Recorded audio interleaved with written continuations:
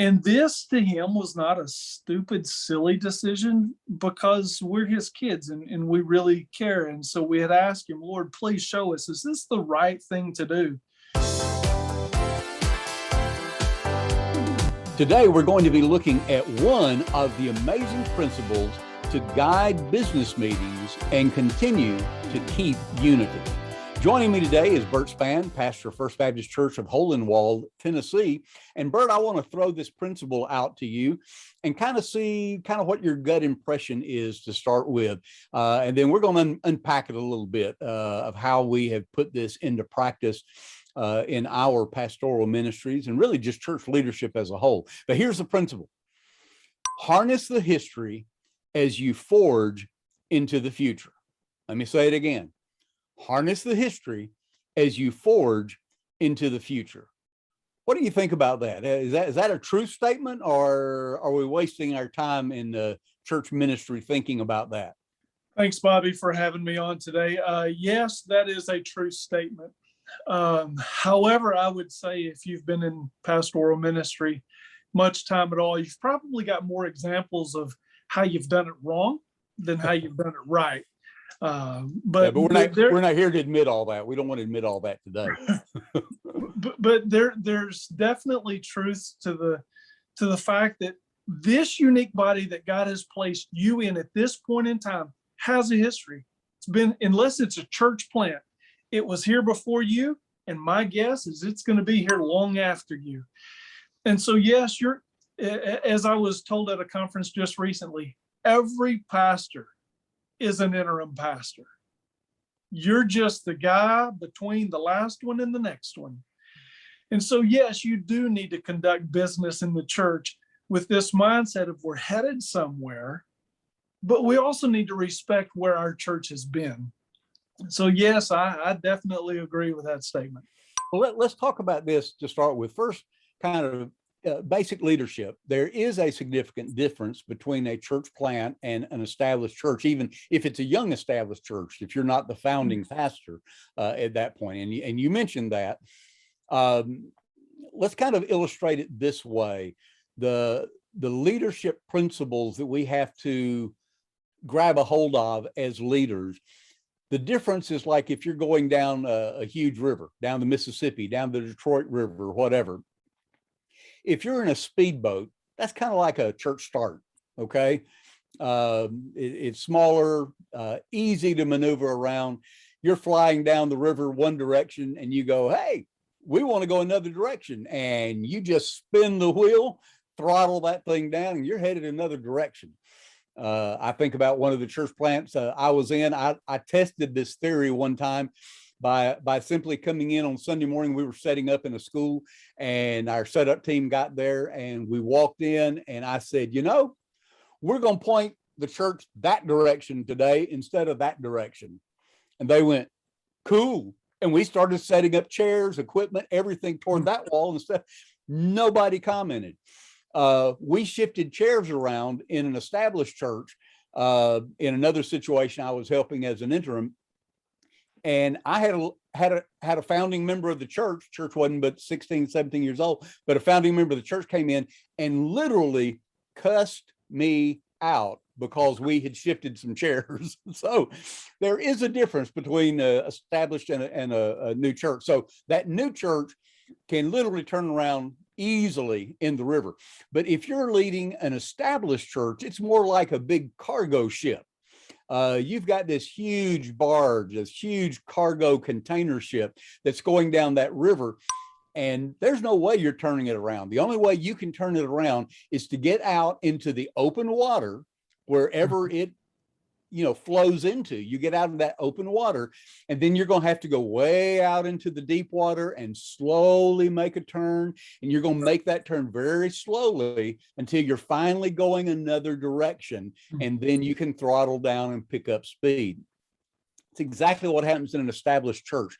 Basic leadership. You have to remember, man, there is a lot of things that have already passed the water under the bridge, you could say, I guess. And so when you're leading an established church, you have to remember there are all kinds of containers on board. There's all kinds of baggage already there. Right. There's a lot of it. And so to make this turn, it's going to have to be slow and deliberate. But I will say though, go ahead. For all of those church planters out there who think that your speedboat is more like a Sea-Doo and it's just teeny tiny. When we were in Fort Worth, Texas, and we were a part of a church plant, I was not the church pastor, I was on staff.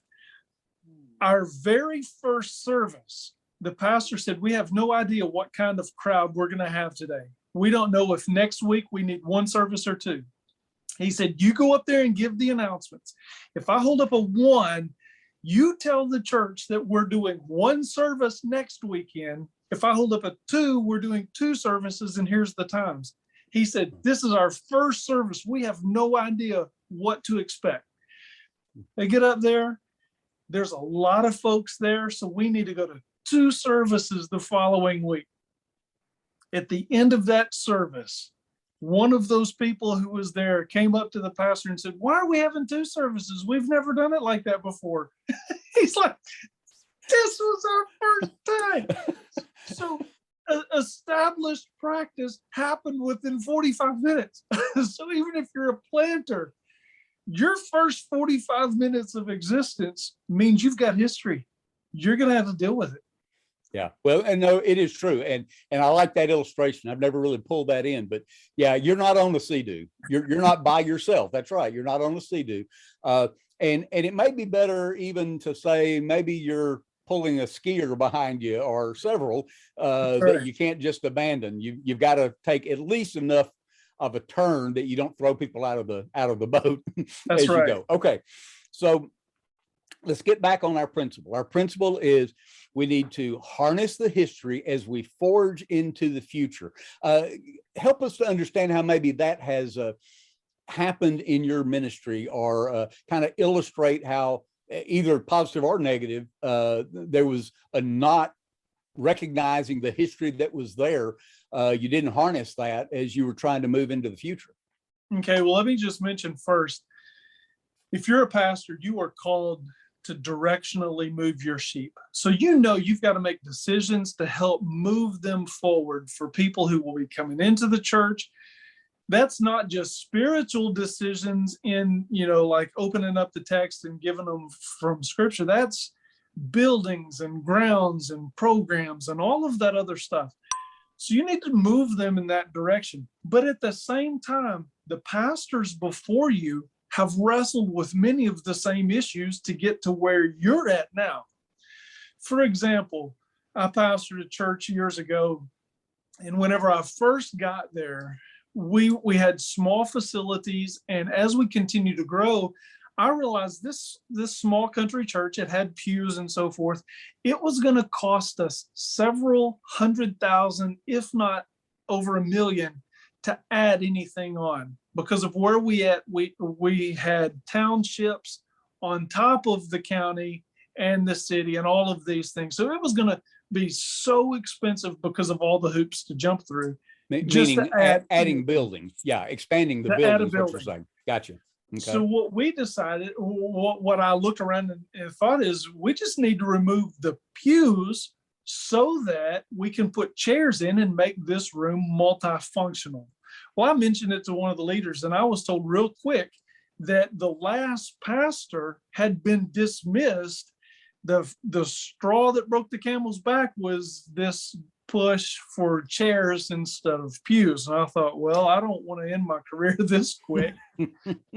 Well, in all fairness, that I think we need to just highlight real quick what you said. That was the straw that broke the camel's back. There were probably some other things along the way, but that was the thing that erupted. So there was a guttural, emotional response to even thinking about that again, because that's the thing that blew up. Yeah. To bring up chairs, you might as well have used an inappropriate word, because it was just not gonna happen. Well, that didn't negate the fact that we still needed to make that room multifunctional. So I kept encouraging the church. I said, listen, let's think of where we need to go and the things we need to do. But how can we do it and still have our pews? Now, I don't know if you call it being sly, creative, or whatever, but I figured there was no way I was going to be the one to lead us into this change. However, I think there were three. I can only remember two. There were several events. One, we did a big Passover Seder meal in our worship space because that was our fellowship space too. I mean, that was the biggest room we had. And so for the worship service, we needed to have tables brought in, and we took the Sunday school time and the worship time to have a meal to teach us what this Passover Seder was. Well, in order to get chairs in there or tables in there, I said, guys, listen, we're not getting rid of the pews, but we need to move them out to another room just for a Sunday, and then we can put them back. And everybody was okay with that. So our guys unbolted these things from the floor, put them on dollies, and moved them out of the room. Well, it wasn't too much longer after that we Detroit hosted the Super Bowl. Well, at that time, we had money from NAM for Super Bowl parties. It was great evangelistic opportunities during that time. And we had some funds to host a Super Bowl party, an evangelistic event at our facilities. Well, in order to do that, we needed to move the pews again. So the guys were like, hey, let's move the pews. And so we moved the pews out and brought in some chairs and so forth for the worship space so we could watch the Super Bowl event. It was a great, great time. But after about the second or third time, those guys who had been moving those pews back and forth from room to room and having to bolt them back in, they were like, this is getting old. I was like, what do you recommend? They're like, well, let me interrupt you a second, because it wasn't like they were just pulling them just a few feet. And it's not the facility wasn't that big, because I know the church you're talking about, but the facility wasn't that big, but you had to move all these pews down to kind of a fellowship hall area, the kind of an open area, which made that space unusable. That was unusable then. Totally unusable, because you had how many pews? They were, oh goodness, I'd say probably 30 pews. Yeah, I was going to say on each side. Yeah, maybe, I was thinking 24 to 30. Yeah. Yeah. So I mean, that's a lot of pews to be stacked up somewhere. So yeah. Okay. And so you said after a times, couple of times, yeah. The guys were like, hey, we need to start thinking about not having to do this if we're going to keep having events in here. And so they needed to own it themselves. If we were going to move forward, they needed to help come up with the solution, because it was their backs that were being broken, putting these things back and forth. Right. Okay. Now let me ask you a question, and I'm going to kind of keep interrupting here as we go. Sorry, I'm just being rude, man. That's fine. But here's my question. At this juncture, now you picked up early what the history was, right? You didn't want your legs cut out from underneath you, so you picked up. So that was smart. Okay. But to this juncture where you are, has there been any kind of formal kind of action? I mean, have you had any kind of formal action about getting chairs again, or is this all informal? No, this is just informal. I mean, okay, this is so this is a key chairs principle. is happening while guys are pushing pews back in and out, saying, man, this has got to stop. What Right. are Okay. we going to do? We can't keep doing this. Here's the principle you did, whether you realized it or not. And I want guys to get this. I want the churches to understand this, not just pastors, but anybody in leadership. There are two kinds of decision-making, two kinds of things that need to happen in every church, particularly a medium to small size church. One of them are those formal decisions. The other are the informal. Now, we're talking about business meetings today and trying to keep unity. If you try to move something that is historical, like Bert's describing to us, we're going to come back to that. But you take something like that, if he had not done anything informally to start helping them make a decision, and he had simply come back to the church in a business meeting to try to ask them to remove the pews and to put chairs there, he would have ignored the informal process. Almost always in churches, you have to have both. Now, sometimes, let me just throw this little piece in. Sometimes It's something that needs to happen, that needs to be presented, and only presented for discussion. We have in our heads, hey, we got to make a decision on this, but we don't need to be forcing things sometimes. Sometimes we need to bring things up, let it be discussed, let people kind of go back and forth, and I don't like this, I don't like that, get feedback, but just tell them from the beginning, we're going to just discuss this. We're not going to make any decisions today. We're just going to consider it for the future. So you get their feel about it in the business setting, but you're not forcing a decision. Now, what happens is after that meeting, man, people get on their phones and they're texting back and forth and they're making phone calls and they're talking down at the coffee shop, or if you're in a country church, it may be up at the corner feed store, wherever it is, right? But you have stimulated this informal conversation. So people start thinking about what was discussed. And what inevitably happens is they begin thinking, well, but I can see their point. Well, I can see their point. And they start processing that informally. Then in the proper time, you come back to a formal decision. You have to have both, informal and formal. Okay, I interrupted you. Now, pick back up where you were. You really have done well creating the opportunity for them to start taking ownership of what needs to happen. So informally, they have begun to discuss, this is a pain. I'm tired of unbolting the pews. I'm tired of lifting, moving, carrying. Okay, so pick up the story right there. Well, more than anything, it's we don't want to abandon where we're headed just because it's convenient not to unbolt pews. We as a church loved where we were headed with this evangelism outreach and with the teaching that we were learning, with having the Passover Seder. Our church loved having that, and they loved that more than they loved the fixed seating. Okay, so they had the history, they knew what had happened in the past, but they started getting a vision for what the church could be and could do, and Right. that started becoming, in their mind, a little bit of a barrier. Right. Which you're encouraging, obviously. So, but I mean, Absolutely. I don't get the idea that you were agitating, but you were just allowing it to unfold. I would say it also helped whenever I'm down there unbolting the pews myself and lifting them and helping them. They're Right. seeing that I'm in this too. Listen, Right. I don't like doing this any more than you do, but I'm willing to continue to keep these pews in here if that's what you want, but we're not going to abandon these events and so forth. So I'll get in here and work with you, but it's just going to be a pain for all of us. So we back-breaking events, and after about the second or third time, guys were like, hey, listen, we've got to make a change. We really do see now we can't have this stuff in what we call the fellowship hall. It's got to be in here because this is the largest space, and we don't have the $1 million to build another building. We've got to make best use of this. So then it became their idea. They proposed it. They get to choose the colors. And whenever they owned it, then it's not a problem in a business meeting. Okay, so now when you took it to the business meeting, bring us to that point. All this stuff has happened informally, behind the scenes. There's been discussion.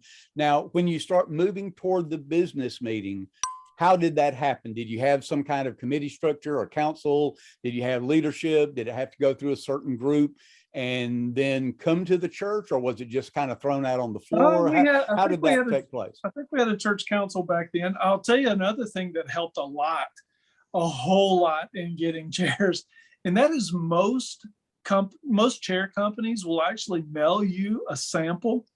And so what we did was we ordered 3 or 4 sample chairs from different companies. This is ruthless, I know. But we put those sample chairs in our senior adult Sunday school class where they met, and they started liking those padded chairs. It was a whole lot more comfortable than the folding chairs they'd been sitting in. So they liked those padded chairs for their Sunday school class. Well, and the padded chairs were probably still a lot better than sitting on the pews, weren't they? Oh yeah, Yeah, yes, yeah, yes. yeah. Okay. So they're like, we like the chairs. I'm like, well, that could be what we sit on because this is exactly, and it also helped to say, listen, they're going to be in a line just like a pew. They fit together. So when they're all put together, it looks like a pew. You know, I guess the Forerunner chairs years ago didn't look as pewy as these did. So you can still have kind of the look of the pew, but the function of chairs. And just to kind of slowly help them realize the chairs aren't evil. As a matter of fact, they're comfortable. They look like pews when you keep them in a straight line. So it just helped to give them small taste of it, little bits at a time.